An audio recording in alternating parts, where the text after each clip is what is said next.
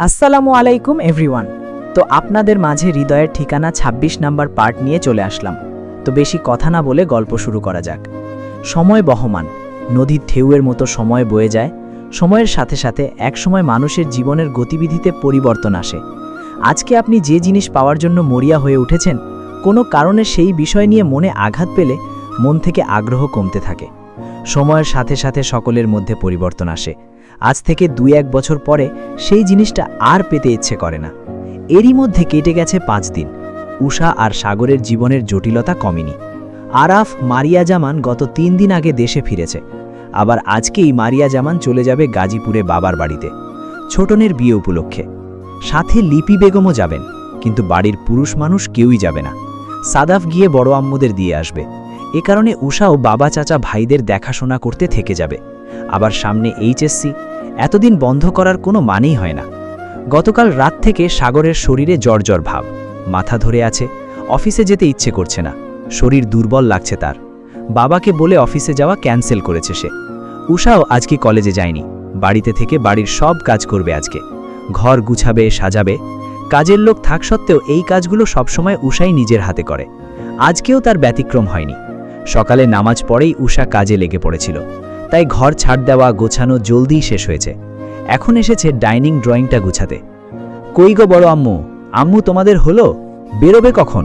Already 11:25 বেজে গেছে। লিপি বেগম কিচেন থেকে বের হতে হতে বলল, হ্যাঁ আমার শেষ, দেখা তো মারিয়ার হলো কিনা। সাদাফ বিরক্তিতে ভ্রু কুচকে বলে, তোমরা মেয়েরা যে কি বড় আম্মু, এতক্ষণ লাগে রেডি হতে?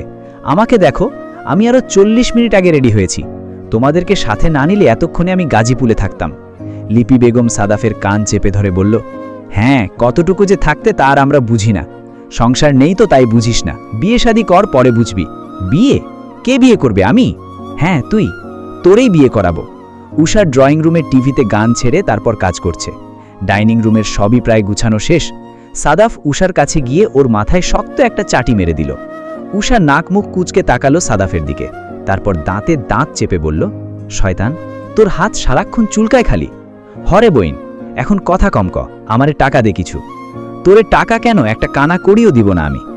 ওই বেটার টাকার জন্য আমি হা করে আছি না, বালের টাকা পয়সা। আমি জানিস কি করব ভাবছি? সাদাফ কপাল কুচকে খুব চিন্তিত হয়ে সিরিয়াস ভঙ্গিতে জিজ্ঞাসা করে, কি করবি ভাবছিস? উষা একপল সাদাফকে দেখে নিয়ে বলে, দেখিস না বেটা কেমন কথায় কথায় বলে, আমার সব কিছু এখন উনার দায়িত্ব, আমার ভরণ পোষণের দায়িত্ব বহন করছেন উনি। তা তো বলেই, বড় আব্বুই তো বলল। আরে শোন আগে, আমি ভাবছি এই বেটার টাকা একটা টয়লেট করব। যখনই বলবে যে আমার টাকায় তোকে চালাচ্ছি, তখনই ওনার টাকায় করা টয়লেটে যাব আর বলবো, দেখ তোর টাকায় আমি হাগু করি আর হিসু করি, কি আছে আর জীবনে। সাদাফ এবং লিপি বেগম দুজনেই ঘর কাঁপিয়ে হেসে উঠে। হাসির শব্দ এতটাই তীব্র যে মারিয়া জামান দ্রুত বেডরুম থেকে ডাইনিংয়ে আসেন। সাগরও শুনতে পেল হাসির শব্দ, সেও নিচে নেমে এলো। কিছু না বলে চুপচাপ দাঁড়িয়ে রইল এক কোণে। মারিয়া জামান অস্থির হয়ে জিজ্ঞাসা করলেন, আমাকে রেখে কি বলছিলে গো ভাবি? এইভাবে হাসছিলে কেন, বলো না। লিপি বেগম একবার সিঁড়ির কাছে দাঁড়িয়ে থাকা ছেলের পানে তাকালেন। এখন না, গাড়িতে যেতে যেতে বলবো। তারপর সাগরের দিকে তাকিয়ে কোমল কণ্ঠে বললেন, জ্বর উঠেছিল পরে? সাগর সবসময়ের মতোই গম্ভীর গলায় বলল, না, মাথাটা ধরে আছে, তাই অফিসে যায়নি। চলো বড় আম্মু, অনেক দেরি হয়ে যাচ্ছে। আম্মু তোমার হয়েছে? হ্যাঁ আমার হয়েছে। চলো ভাবি, দ্রুত চলো, জ্যামে পড়লে উপায় নেই। তোরা নিচে যা, গিয়ে গাড়িতে বস, আমি আসছি। আচ্ছা এসো তাহলে। লিপি বেগম গিয়ে দাঁড়ালেন উষার সামনে। তারপরে মাথায় হাত বুলিয়ে দিতে দিতেই বললেন, শোন, ছেলেটার জ্বর উঠছে, শরীরটা ভালো নয়, একটু খেয়াল রাখিস। পিছন থেকে সাগর বলল, ও কেন আমার খেয়াল রাখবে? লিপি বেগম উষাকে চোখ মেরে বললেন, শোন সাগর, এখন তোর দায়িত্ব নিয়েছে, তাই তোকে সে বসিয়ে বসিয়ে খাওয়াবে না। কাজকাম কর, দেখাশোনা কর ওর। কথাগুলো বলতে গিয়েও লিপি বেগমের হাসি শুরু হয়ে যাচ্ছে। দরজা ভালোভাবে লাগিয়ে দে বাবু। উষা কাজ করছে। ড্রয়িং রুমে বিশাল বড় টিভি, সেই টিভিতেই ইউটিউবে গান অন করেছে। টিভির আশেপাশে থাকা বইয়ের তাক, বিভিন্ন শোপিস এবং কাচের জিনিস, এগুলো পরিষ্কার করতে বসেছে সে। সাদাফ ঠিক টিভি বরাবর সোফাটায় এসে বসল। উষার পিছনে বসায় সে বুঝতে পারেনি সাদাফ এখানে বসে আছে। টিভিতে তখন পেহলি নজর মে ক্যাসে জাদু কর দিয়া গানটা বাজছিল। উষা গানের তালে তালে জোরে জোরে লিপসিং করতেছিল। উষা খুব শব্দ করেই গলায় সুর তুলছিল, পাশাপাশি হেলে দুলে নাচের মতো করে শরীরও দুলাচ্ছিল। সাদাফ নিবিড়ভাবে পর্যবেক্ষণ করছে সবকিছু। কিন্তু এই মুহূর্তে এই গানটা তাদের সাথে খুব ভালোই মিলে যাচ্ছিল। সাদাফের পছন্দ হলো না ব্যাপারটা। ঠিক সেই সময়ে উষা গান চেঞ্জ করল। যেহেতু সে একাই দেখছে, তাই যা ইচ্ছা তাই দেখতে পারবে। এবার গান দিল। উষাকে গান পাল্টে এমন একটা গান দিতে দেখে সাগরের চক্ষু চড়াগছ হয়ে গেল। এই মেয়ে এসব কি গান দিল? ঢোক গিলল সে। তারপর মাথায় দুষ্টুমি চাপতেই পকেট থেকে ফোন বের করল। রিমোট কন্ট্রোল অপশন অন করে গান চেঞ্জ করল। যেহেতু উষা কাজের তালে আছে, আশেপাশে হুঁশ নেই তার, তাই বুঝতেও পারল না কেউ যে গান চেঞ্জ করল। উল্টা নিজের পছন্দের গান হওয়ায় গলা ছেড়ে গাইতে লাগল। সাগর কপাল কুঁচকাল। এই বেডি দেখি ইমরান হাশমির গানও শোনে। উষা হুঁশে এলো। বসে বসে বই মুছতে মুছতে আচমকা তার হাত থেমে গেল। গান চেঞ্জ করল কে? পিছন ঘুরল উষা। সোফায় সাগর হাই বসে আছেন। পরনে তার ব্ল্যাক শর্ট প্যান্ট আর হোয়াইট কালারের ম্যাগি হাতার গেঞ্জি। উষা আকাশ কুসুম ভাবনার মধ্যেই সাগর চোখ ছোট ছোট করে উষার দিকে তাকিয়ে বলল, তুই ইমরান হাশমির গানও শুনিস? উষা লজ্জা পেল ভীষণ। সবাই জানে ইমরান হাশমি নায়ক হিসেবে কতটা লুচ্চু, আবার এখন স্বয়ং সাগর ভাই জিজ্ঞাসা করছেন ইমরানের গান শুনি কিনা। এলোমেলো দৃষ্টি ফেলল উষা। আমতা আমতা করে বলল, ওই আর কি মাঝে মাঝে শোনা হয়, লিরিকগুলো তো সুন্দর তাই শুনি। সাগর সন্দিহান দৃষ্টিতে তাকিয়ে রইল উষার দিকে। উষা সেসব বাদ দিয়ে নিজের কাজে মনোযোগ দিল। আবার এইবার সাগর উষাকে জ্বালাতে এবং লজ্জায় ফেলতে আবারও গান চেঞ্জ করল, তবে নর্মাল গান না, উষার সব থেকে ফেভারিট গান। উষা দিন দুনিয়া ভুলে এটাও গলা ছেড়ে গাইতে লাগল।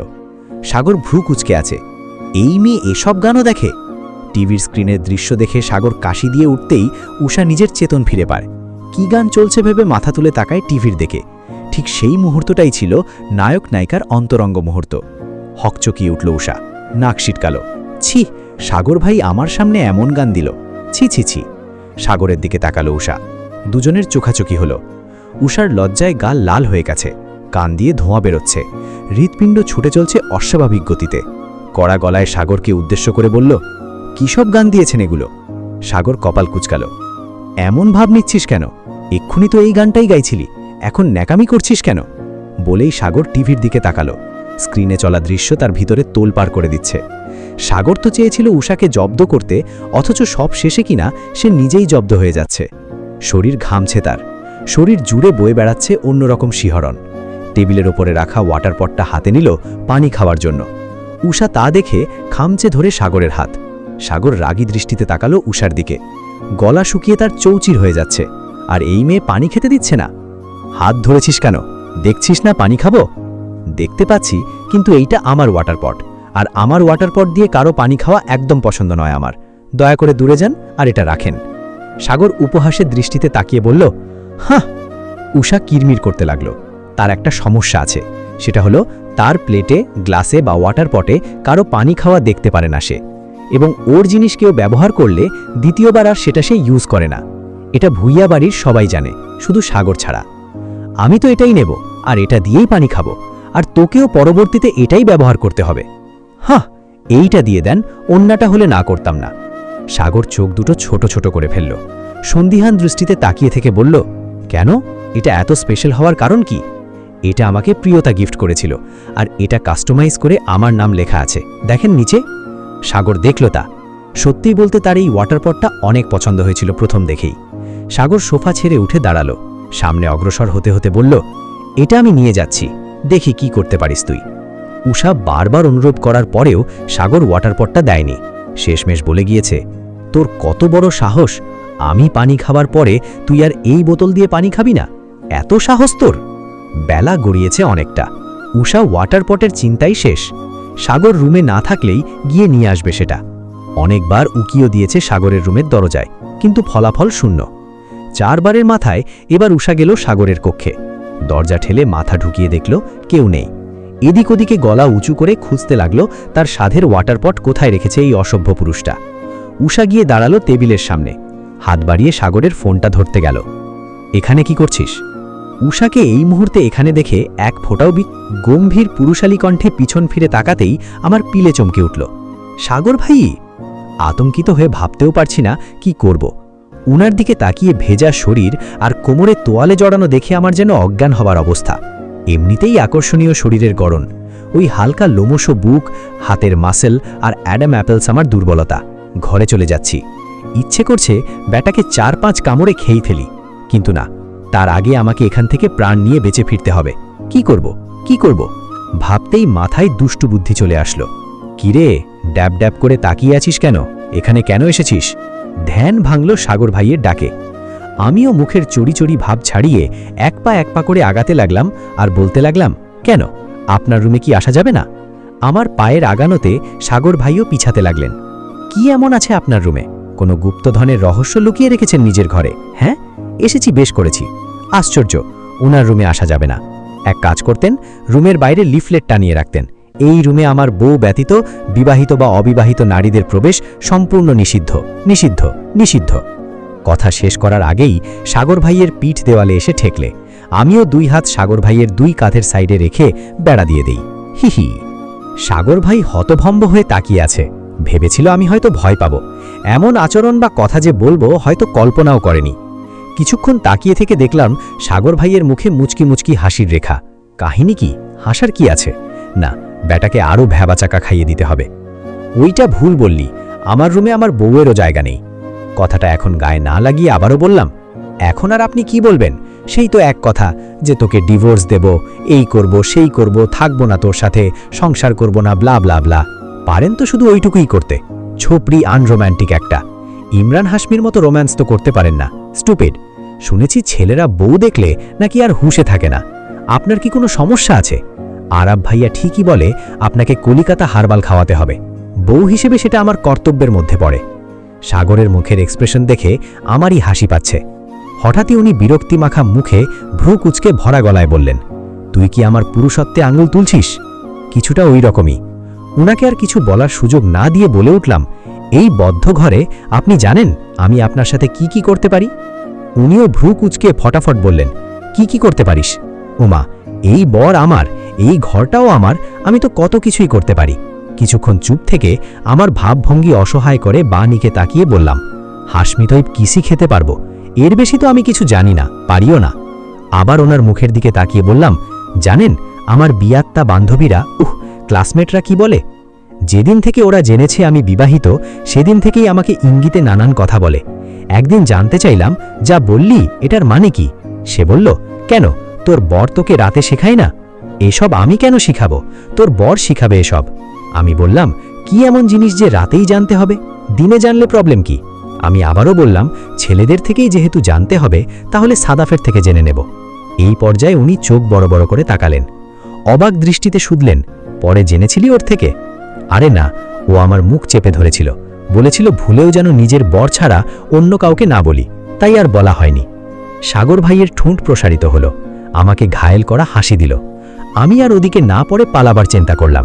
যাক, ভুজুং বুঝিয়ে টপিক চেঞ্জ করলাম। বোকা উষা বুঝলই না তার চতুর সাগর ভাই প্রথমেই তার চালাকি ধরে ফেলেছে। উষা পালাবার জন্য পেছনে ঘুরতেই সাগর হাত বাড়িয়ে উষার পেটে রাখে এবং এক টানে নিজের বুকে এনে ফেলে। উষার পিঠ আপাতত সাগরের বুকে। পাতলা সুতি কাপড় হওয়ায় সাগরের ভেজা ঠান্ডা শরীরে পিঠ ঠেকতেই উষা কিছুটা কেঁপে ওঠে, ভয় পেয়ে যায়। সাগর উষার কাঁপুনি লক্ষ্য করে মুচকি হাসে, তারপর ইচ্ছেকৃত কানে নিজের ঠোঁটের স্পর্শে দিশেহারা করে তোলে উষাকে। ঘোর লাগা দৃষ্টিতে তাকিয়ে অস্পষ্ট স্বরে বলে, কি হলো সুইটবি, কথা বলছো না কেন? আমার এইটুকু স্পর্শই তো সহ্য করতে পারিস না, এর বেশি কিছু করলে কি করবি? উষা চোখ খিচে বন্ধ করে রেখেছে, কিছু বলতেও পারছে না, সইতেও পারছে না। কেন এসেছিলাম আমি এখানে? উষা নড়চড় করছে না দেখে সাগর উষাকে ঘুরিয়ে দেওয়ালে ঢেস দিয়ে দাঁড় করায়। এক হাত দেওয়ালে রেখে অপর হাত দ্বারা উষার গালে স্লাইড করতে থাকে। ঘোর লাগা দৃষ্টিতে তাকিয়ে থাকে। তারপর উষার ঠোঁটের ওপরে থাকা কালো কুচকুচে কালো তিলটায় আঙ্গুল দ্বারা স্পর্শ করে বলে, তোর এই তিলটার দিকে তাকালে জানিস এটা কি বলে আমায়? চোখ খোল, লুক অ্যাট মাই আইজ। উষা আস্তে আস্তে চোখ খোলে, কিন্তু সাগরের সেই গভীর চোখে ঘোর দেখে তাকিয়ে থাকার সাহস করতে পারে না, ফের চোখ বন্ধ করে ফেলে। জানবি না কি বলে? উষা মাথা নাড়ায়, মানে সে জানতে চায়।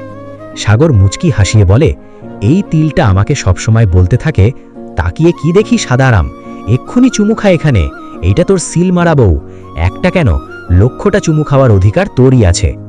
উষা মনে মনে ভাবে, তাহলে আপনার ওই কাঁধের ওপরের তিলটা আর থুতনিতে ফাঁকা তিলটাও তো আমাকে এটাই বলে। উষা মুখ খোলে, কিছু বলতে চায় সে, কিন্তু বলার আগেই উষাকে 1 সেকেন্ড সময় না দিয়ে নিজের দখলে দিয়ে নেয় উষার ঠোঁটজোড়া। ওষ্ঠের গাঢ় স্পর্শ এবং পেটে সাগরের হাতের স্পর্শে আরও মূর্ছে যায় উষা, বেসামাল করে তোলে, দুর্বল হয়ে পড়ে উষার ছোট্ট দেহখানি। সাগর তার লক্ষ্য করে উষার ঘাড়ে রাখা হাতটা নামিয়ে 2 হাতের স্পর্শে উঁচু করে তোলে। নিজের অস্তিত্ব টিকিয়ে রাখতে উষার নিজের পা জোড়া দিয়ে সাগরের কোমরকে জড়িয়ে ধরে। প্রথমে সফটলি কিস করলেও সময় গোড়াতেই সাগর অ্যাগ্রেসিভ হয়ে পড়ে।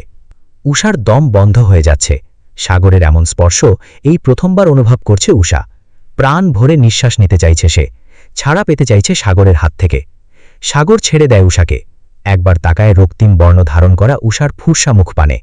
ছাড়া পেয়ে উষা জোরে জোরে শ্বাস নিতে থাকে। সাগর ফিসফিস করে বলে, বলেছিলাম না নিজের অস্তিত্ব টিকিয়ে রাখতে পারবি না, আর 10 মিনিট সহ্য করে নে। বলেই উষাকে আর কিছু বলার সুযোগ না দিয়ে আবারও উষার ঠোঁটজোড়া নিজের দখলে নিয়ে নেয়। আজকের গল্পটি শেষ হয়ে গেল। তো পরবর্তী পার্ট পেতে আমার চ্যানেলটি অবশ্যই সাবস্ক্রাইব করে রাখবেন। তো পরবর্তী পার্ট এই চ্যানেলেই পাবেন।